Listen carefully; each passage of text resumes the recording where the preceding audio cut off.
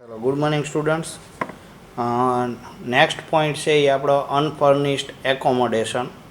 Okay, આ પરક્વિઝિટ છે એ ખાસ યાદ રાખજો, કારણ કે દાખલાઓમાં મોટા ભાગે આ હોય છે. બરાબર, કોઈ પણ એમ્પ્લોય હોય તો કાં તો હાઉસ રેન્ટ એલાઉન્સનો પોઈન્ટ આવે અથવા તો એકોમોડેશનનો પોઈન્ટ આવશે. એકોમોડેશન મીન્સ હાઉસ છે એ એમ્પ્લોયને પ્રોવાઈડ કરવામાં આવે છે. કોના દ્વારા? એમ્પ્લોયર એટલે કે કંપની દ્વારા. એટલે કે કંપની છે એ રહેવા માટેની ફેસિલિટી પોતાના એમ્પ્લોયીને આપે છે. તો એવી સિચ્યુએશન હોય તો આવી કોઈ પરક્વિઝિટ હોય એના માટે વર્ડ છે અનફર્નિશ્ડ એકોમોડેશન. અનફર્નિશ્ડ એટલે શું? તો કે એમાં કોઈ ફેસિલિટી વધારે હોતી નથી. ફેસિલિટી એટલે તો કે સપોઝ હાઉસ હોય તો હાઉસમાં ફર્નિચર હોય, હોમ એપ્લાયન્સીસ હોય, ટીવી હોય, ફ્રીજ હોય, આ બધી વસ્તુઓ છે એ ફર્નિશ્ડ એકોમોડેશન આપણે ગણશું ત્યારે આવશે. પણ અત્યારે એ પોઈન્ટ ધ્યાનમાં રાખવાની બદલે તમારે અનફર્નિશ્ડ છે એ તો તમને પહેલાં આવડવું જ જોઈએ. ફર્નિશ્ડ એકોમોડેશન ગણવા માટે તો અનફર્નિશ્ડ એકોમોડેશન ગણવું પડશે તમારે. ઓકે, એટલે બધી રીતે કાં તો આવડો આ પોઈન્ટ અને કાં તો હાઉસ રેન્ટ એલાઉન્સવાળો પોઈન્ટ, આ બેમાંથી એક વસ્તુ છે મોટાભાગે દાખલાઓમાં હોય છે. તો એના ક્રાઇટેરિયા છે એ તમારા માઇન્ડમાં ક્લિયર હોવા જોઈએ. જો એમ્પ્લોયી છે એ ગવર્મેન્ટ એમ્પ્લોયી હોય તો એના માટે રેન્ટ છે એવો વર્ડ યુઝ નથી કરતા. એ બધા શું વર્ડ યુઝ કરે છે? ગવર્મેન્ટ ક્વાર્ટર આપ્યા હોય એના માટે લાઇસન્સ ફી વર્ડ યુઝ કરે છે. શું ગવર્મેન્ટ એને શું કહે છે? Licence fee. તમે જોયું હશે ગવર્મેન્ટ એમ્પ્લોયી હોય તો એમને રહેવા માટે ક્વાર્ટર્સ છે એ આપેલા હોય. તો એ જે ક્વાર્ટર્સ હોય એની શું હોય? લાઇસન્સ ફી હોય. એમાંથી લેસ કરવાનું શું? તો કે એમાઉન્ટ રિકવર્ડ ફ્રોમ એમ્પ્લોયી, એટલે કે કર્મચારી પાસેથી જે પણ પૈસા તમે પાછા લીધા હોય એ તમારે માઇનસ કરી નાખવાના. સપોઝ લાઇસન્સ ફી છે એ તમારી પર મંથ 3000 રૂપીસ છે, એટલે કે તમે એન્યુઅલ બેઝિસ ઉપર ગણો તો 36,000 36,000 રૂપિયા થતા હોય, અને દર મહિને તમારી પાસેથી 1000 રૂપીસ છે એ રિકવર કરવામાં આવતા હોય તો 36,000માંથી દર મહિનાના 1000 એટલે કે 12,000 રૂપિયા આખા વર્ષના, એટલે 36માંથી 12,000 માઇનસ કરી નાખો એટલે 24,000 છે એ કેવા થઈ જાય? ટેક્સેબલ છે એ થઈ જતા હોય છે. પણ છતાંય તે ગવર્મેન્ટ એમ્પ્લોયી વાળી સિચ્યુએશન બહુ આવતી નથી સમમાં. મોટાભાગે કઈ સિચ્યુએશન્સ છે એ આવે છે? તો કે અધર એમ્પ્લોઈઝ. અધર એમ્પ્લોઈઝ એટલે શું? તો કે accommodation is owned by employer. Okay, જ્યારે અધર એમ્પ્લોયી એટલે કે પ્રાઇવેટ એમ્પ્લોઈઝ. ઓકે, હવે આમાં બે સિચ્યુએશન ઊભી થશે. એક, એકોમોડેશન કંપનીના નામ ઉપર હોય અથવા તો કંપનીની પોતાની ઓનરશિપ હોય. સપોઝ ફ્લેટ્સ બનાવેલા છે અને એમ્પ્લોયીને રહેવા માટે આપેલા છે અને એ ફ્લેટની ઓનરશિપ જો કંપનીની પોતાની હોય તો. અધરવાઇઝ કંપની છે એ શું કરતી હોય? તો કે taken on lease or rent, એટલે કે એમ્પ્લોયીને રહેવા માટે ઘરની ફેસિલિટી અથવા તો હાઉસની ફેસિલિટી પ્રોવાઈડ કરે છે, પણ એ કંપનીની પોતાની ઓનરશિપનું બિલ્ડિંગ નથી. બિલ્ડિંગ છે એ શું કરેલું છે? રેન્ટ ઉપર કંપનીએ લીધેલું છે. એ સિચ્યુએશન. એટલે તમારે દાખલામાં આ વસ્તુ વિચારવી પડશે કે ભાઈ એમ્પ્લોયી છે તો એ કેવો એમ્પ્લોયી છે? તો કે પ્રાઇવેટ એમ્પ્લોયી છે. અને જ્યારે એ પ્રાઇવેટ એમ્પ્લોયી છે તો તમારે વિચારવું પડે કે બિલ્ડિંગ છે એ કંપનીના ઓનરશિપમાં છે કે નથી. હવે જો સપોઝ તમે કહો કે સર કંપનીની ઓનરશિપમાં હોય તો શું ક્રાઇટેરિયા?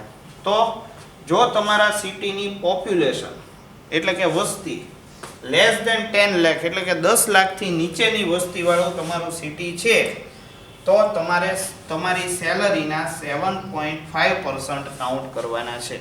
એટલે કે તમારી સેલરી હોય એના 7.5%. તમે કહેશો કે સર આપણે આગળ ગ્રેચ્યુઇટી ગણીને તો ત્યાં આગળ સેલરીની ડેફિનેશન આપી હતી, પછી આગળ આપણે કેલ્ક્યુલેટ કર્યું પેન્શન, તો પેન્શન વખતે પણ આપણને સેલરી વિશે ડિફાઇન કરેલું. તો આના વિશે ડેફિનેશન શું? તો આના વિશે ડેફિનેશનમાં તમને કહી દઉં કે અહીંયા આગળ સેલરી ઇઝ ઇક્વલ ટુ તમારે BABC યાદ રાખવાનું. BABC એટલે શું? તો કે B એટલે કે બેઝિક સેલરી, એટલે કે તમારો મૂળ પગાર. ઓકે, પછી તો કે એલાઉન્સ. એ એટલે શું? એલાઉન્સ. એલાઉન્સ કેવા? તો કે ટેક્સેબલ એમાઉન્ટ આવતી હોય, ખાસ યાદ રાખજો અહીંયા, કારણ કે એલાઉન્સ આવતો હોય તો એમાં અમુક જગ્યાએ એક્ઝમ્પશન છે, આપણે ભણેલા છીએ. ઓકે, પછી થર્ડ પોઈન્ટ આવે શું? તો કે બોનસ.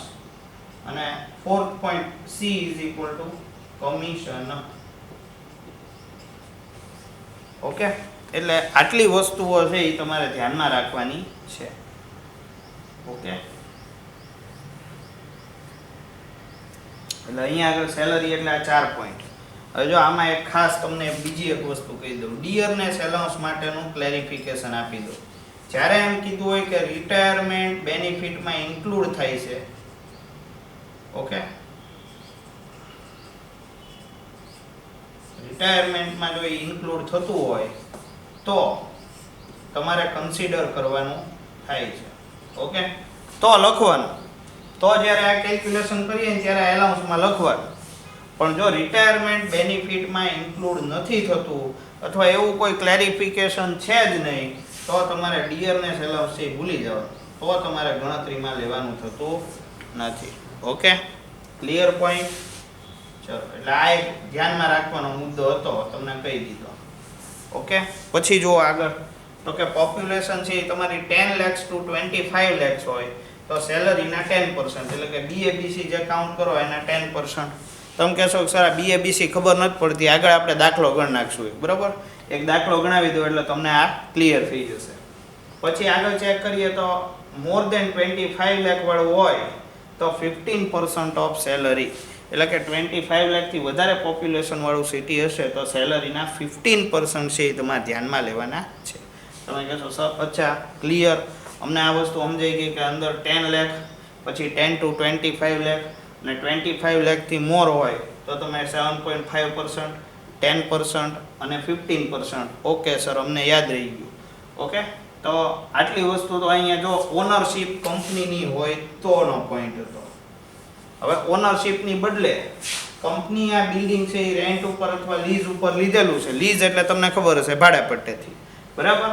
તો તમારે અહીંયા શું ધ્યાનમાં લેવાનું, તો કે actual rent payable by company, એટલે કે એક્ચ્યુઅલમાં કંપની છે એ કેટલું રેન્ટ પે કરે છે એ ધ્યાનમાં લેવાનું.